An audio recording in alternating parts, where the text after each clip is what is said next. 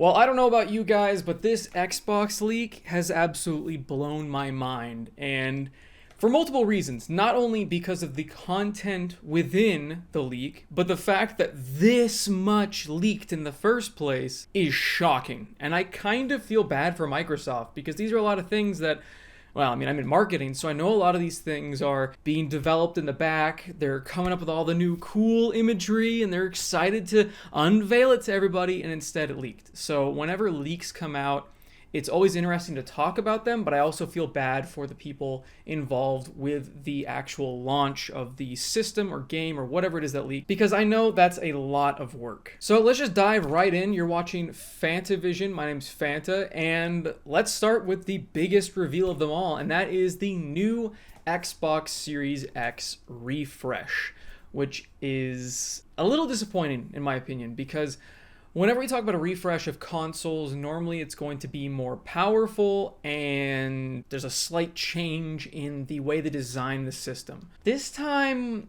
they redesigned it and it looks like this. They made the Xbox no longer a box, which is just, it's weird. It's branding wise, it doesn't make sense why they didn't make it a box. Usability wise, doesn't make any sense why they made it a cylinder. How are you supposed to have this on its side? How big is this thing going to be? I'm assuming because it's, okay, well, here's the biggest shocker, digital only. Yeah, the new Xbox Series X is going to be digital only, but this time it'll have 2 terabytes of onboard storage. Now, this doesn't solve the issue of being digital only, especially considering the same great price of $500 with no disk drive. That means you're essentially stuck in the Xbox ecosystem completely. You can no longer participate in Black Friday sales at Best Buy, Target, Walmart, all of those places, because you are stuck with whatever is put on the market digitally on sale. Now, digital games do go on sale, but I'll always say this, physical is better, and it surprisingly gets cheaper faster, and also holds the lower price a lot longer. If you look in the Xbox store, I guarantee you'll find lots of very old games for the launch MSRP, whereas you find those same old games physically for like $20. It doesn't make any sense. It's the same thing on Steam. It's the same thing on every digital platform.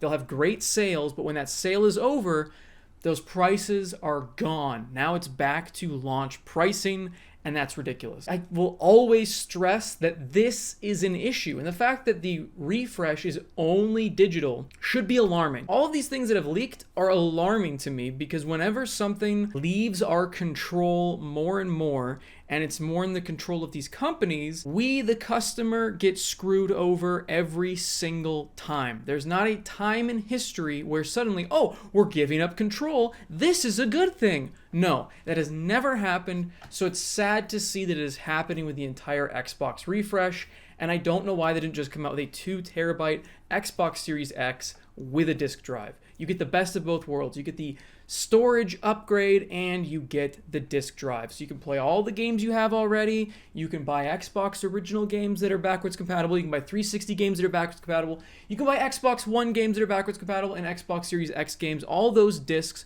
will work on the system, and now you can't use any of them. Now, maybe they'll come out with some other solution where you can buy an external disk drive. I would argue that this would be a phenomenal idea, because that allows people to not only play discs on the Series X, but also the Xbox Series S as well. But they're not going to do that because they don't want people buying physical games. The entire game industry wants everyone to just forget about physical copies and move to digital. And that is what we're seeing here. That's what we're seeing with this new Xbox Series X refresh. And that is what we're going to see continuing going forward. Taking a look at the next slide that leaked, we have each generation of Xbox has also brought new innovations. So we've got the Xbox Original 2001, brought along Xbox Live and charging for online, thanks Xbox. DirectX innovation, which I mean, games on Xbox looked great. Xbox Original, I'd argue a lot of those games still look great. Xbox 360 brought Connect. The Connect. Xbox One, Xbox Security Processor. I don't know what that means. Game Pass Game Pass was not as big on Xbox One, but it was starting to get the ball rolling. Xbox Series X/S. They got Project X Cloud, which I have tried to use a couple of times. I tried to use it on my phone. It was very difficult using the touch controls. I'm sure the control would be better. It was a lot of lag. And then I tried using it on my Series X as well, and it just didn't load the game. It took too long, so I lost patience and just didn't do it. Next Gen 2028. 5 years from now, they're already talking about what the next gen Xbox is going to be. Cloud hybrid games. Now, this is concerning for a lot of different reasons. We already have a lot of games that are disc-based that are barely on the disc. They're essentially just sort of an initial installation disc, and then the rest is all downloaded off the internet, and it's barely anything. Cloud hybrid, again, it's just like the only digital console. They're taking away control from the customer. I no longer can just pop that disc in because half the game was through the cloud. So when they shut down, inevitably, when they shut down that game's server, because all games, they shut down the servers, you just can't play it anymore. That's what I'm thinking when I think of cloud hybrid games. When I'm thinking that they're going to have a portion of the game on the cloud so they can make the game run better, look better, without needing the processing power on the system itself. They can run it somewhere else, feed it to you, and that's how it's going to be. And the Switch has tried that, and mostly not great. And when they shut those servers down for those Switch games, those games, boom, they're gone. You don't own them anymore. Congratulations. You had that license to play it. That's it. Immersive game and app platform. VR? I don't know. I know Microsoft has been working on a lot of augmented reality, different glasses, and I'm sure they've been looking at VR and watching Sony just completely flop on the ground with their VR again. If Microsoft is smart, they will make a VR headset that works with the next generation Xbox and computer, because it's the Windows platform. Why not? Plus, they're going to have Game Pass PC and Game Pass on the Xbox. It would only make sense to have a, you know what, they could even make it like Meta's over here. You could have a Meta Quest, but it would be Microsoft, and you could have it so it's a standalone thing. It works with the computer and it works with the Xbox. That way you've got a gaming platform on the go, and you could use even cloud.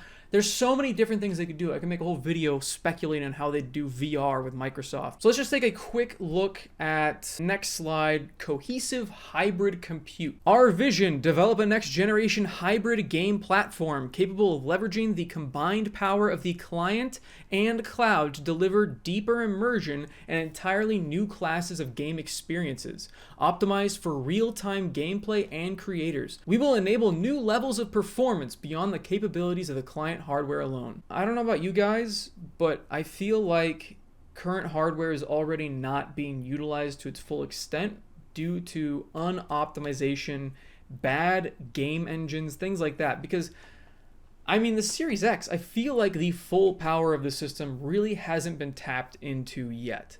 It's still like near the beginning-ish of the generation. Like, we're about halfway through.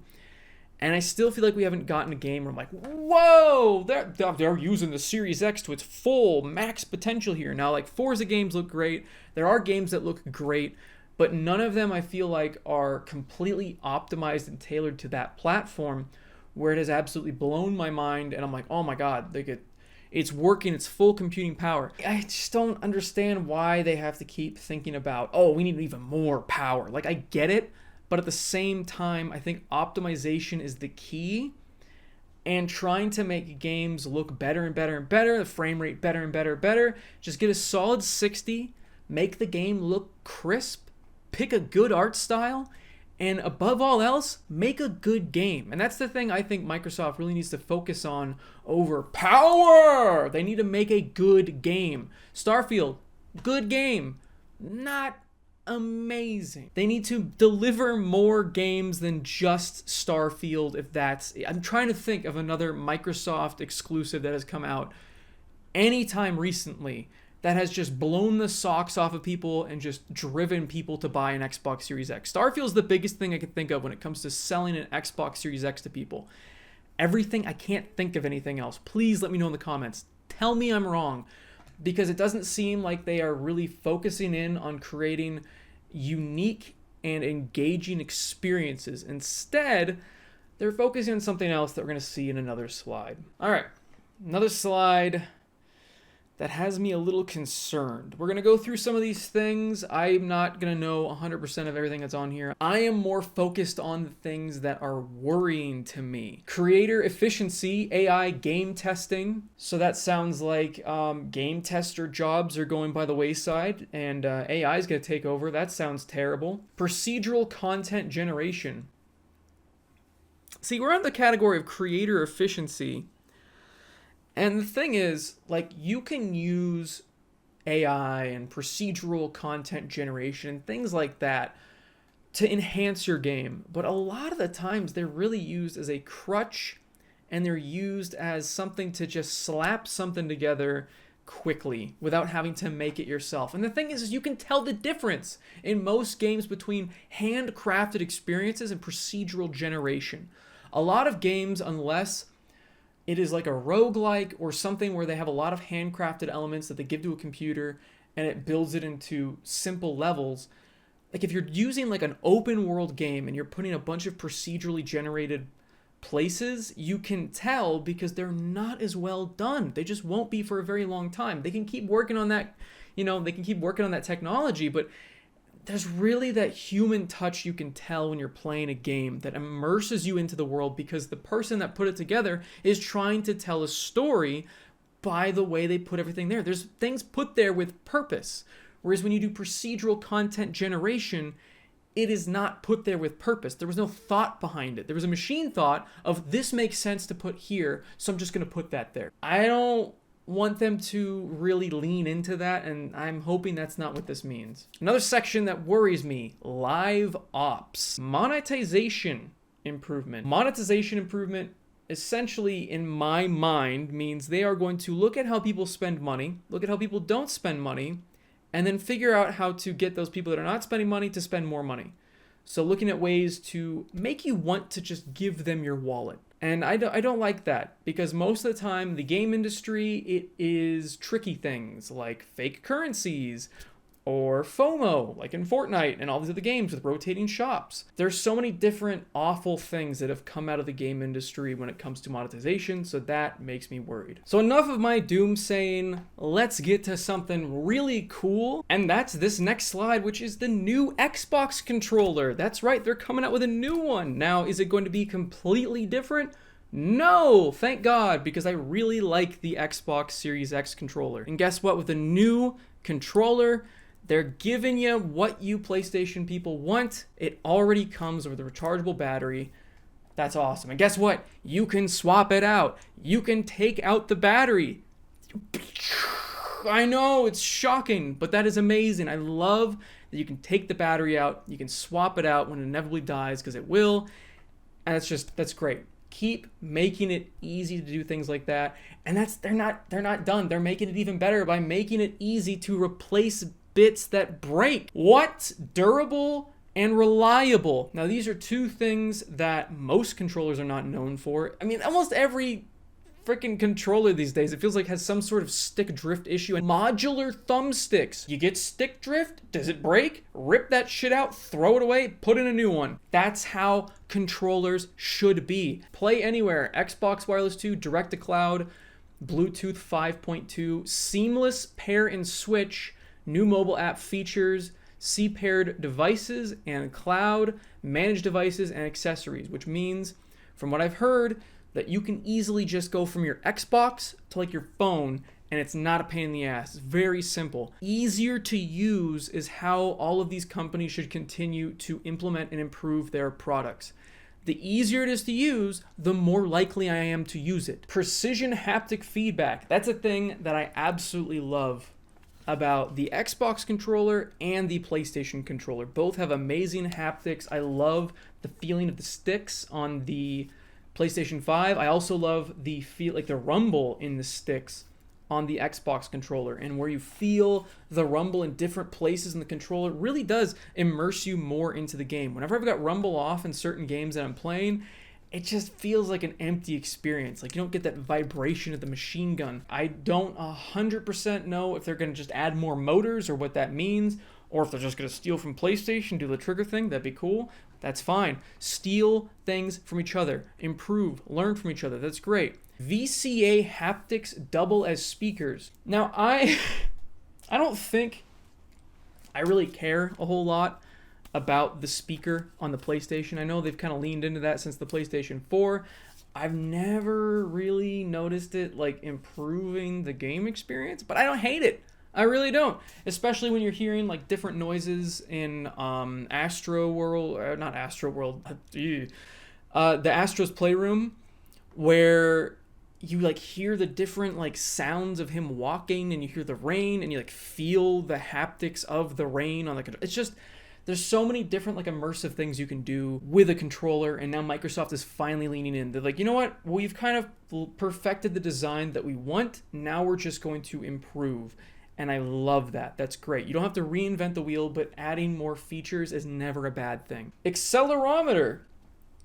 Okay, just throw more shit in there. I don't really see the point in an accelerometer. I don't know of any games that use the accelerometer in the PlayStation 5 controller. I guess some games let you aim with it.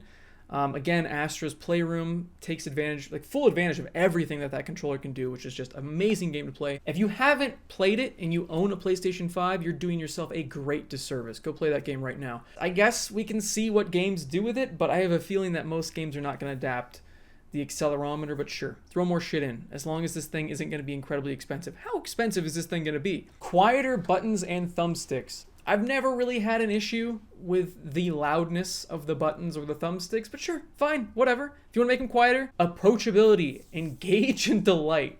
Those are the most marketing, that is the most marketing thing I have read so far in this whole thing. Besides all the jargon earlier, engage and delight. The word delight just screams marketing. Anyway, lift to awake. Now, I don't know if that means you're going to lift your controller and then your Xbox is going to turn on. I don't want that to happen because that would be kind of annoying. And then if it isn't doing that, I mean, I have to push the button to turn the Xbox on anyway, so what's the difference? I don't know. That's fine, I guess. This is it. This is the new controller. I am actually very excited about it. I will be definitely picking one up. But this is how it's going to look. I don't know about you guys. Not in love with the design here. Kind of strange looking. Microsoft, guys, you gotta stop copying off of the other homework. I'm sure there'll be options, but this is a very strange base model to go with. I know kind of why they're doing it. It's white and black because the Series X is black and the Series S is white. So you'd almost think the colors would be flipped because, I don't know, the Series X is the more powerful one, so have like black on top, white on the bottom. I don't know.